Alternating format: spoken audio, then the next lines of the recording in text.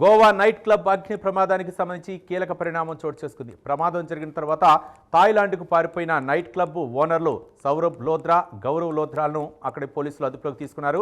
ఇదిలా ఉంటే వీరిద్దరి పాస్పోర్ట్లపై త్వరలో వేటు పడే అవకాశాలున్నాయి. ఈ మేరకు వీరిద్దరికి ఢిల్లీలోని పాస్పోర్ట్ కార్యాలయం నోటీసులు జారీ చేసింది.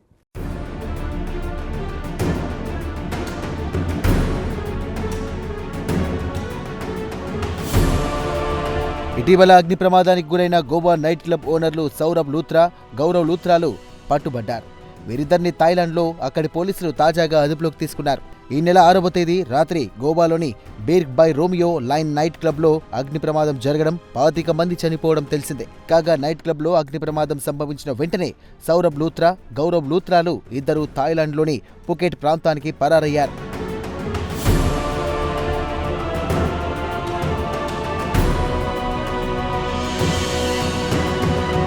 కాగా ఇద్దరు లూథ్రాలు ప్రస్తుతం థాయిలాండ్ పోలీసుల అదుపులో ఉన్నారు. వీరిని ఏ క్షణమైనా భారత్కు తరలించే అవకాశాలున్నాయి.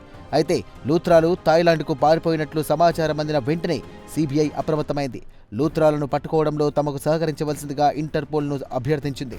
కాగా సిబిఐ అభ్యర్థనకు ఇంటర్పోల్ సానుకూలంగా స్పందించింది.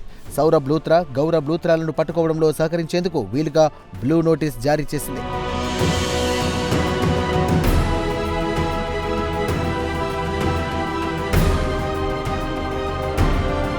ఇలా ఉంటే భారత్, థాయిలాండ్ మధ్య ఖైదీల అప్పగింతకు సంబంధించి ఒక ఒప్పందం అమల్లో ఉంది.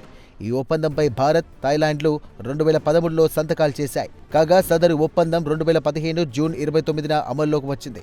ఈ నేపథ్యంలో సౌరభ్ లూథ్రా, గౌరవ్ లూథ్రాలను భారత్కు థాయిలాండ్ తరలిస్తుందన్న ప్రచారం జోరందుకుంది. ఇదిలా ఉంటే ఈ ఇద్దరు లూథ్రాలను భారత్కు తీసుకురావడానికి గోవా పోలీసుల బృందాన్ని థాయిలాండ్కు పంపనున్నట్లు గోవా ముఖ్యమంత్రి ప్రమోద్ సావంత్ పేర్కొన్నారు.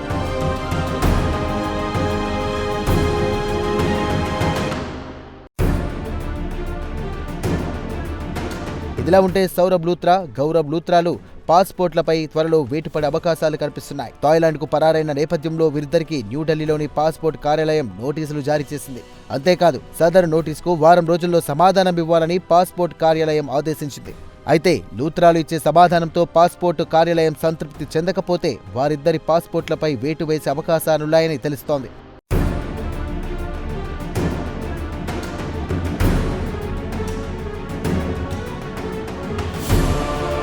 ఇదిలా ఉంటే నైట్ క్లబ్ ప్రమాదంలోని డాన్స్ రూమ్ కీలకంగా మారింది.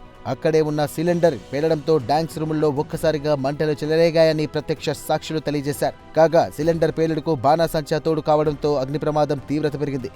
దీంతో కొన్ని నిమిషాల్లో మంటలు రెస్టారెంట్ అంతటా వ్యాపించాయి. దీంతో అగ్నిమాపక శాఖ అప్పటికప్పుడు రంగంలోకి దిగింది.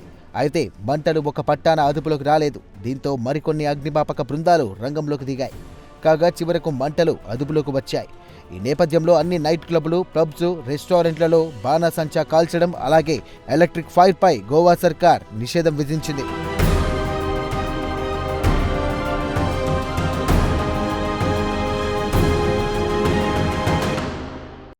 కాగా త్వరలో నూతన సంవత్సరం రాబోతోంది. ఈ నేపథ్యంలో దేశంలోని వివిధ ప్రాంతాల నుంచి గోవాకు భారీ సంఖ్యలో టూరిస్టులు వస్తారు.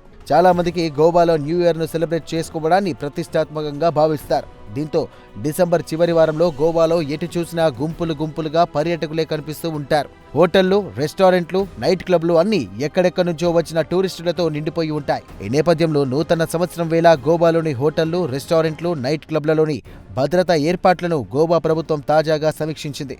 ఈ సమీక్షా కార్యక్రమంలో గోవా ముఖ్యమంత్రి ప్రమోద్ సావంత్తో పాటు పలువురు మంత్రులు, పోలీస్ ఉన్నతాధికారులు పాల్గొన్నారు. కాగా భద్రతా ప్రమాణాలను పాటించని నైట్ క్లబ్లు, రెస్టారెంట్లు, పబ్ లైసెన్స్లను రద్దు చేస్తామని ఈ సందర్భంగా ప్రమోద్ సావంత్ హెచ్చరించారు. ఏది ఏమైనా గోవా నైట్ క్లబ్ ప్రమాదంపై దర్యాప్తు వేగవంతమవుతోంది.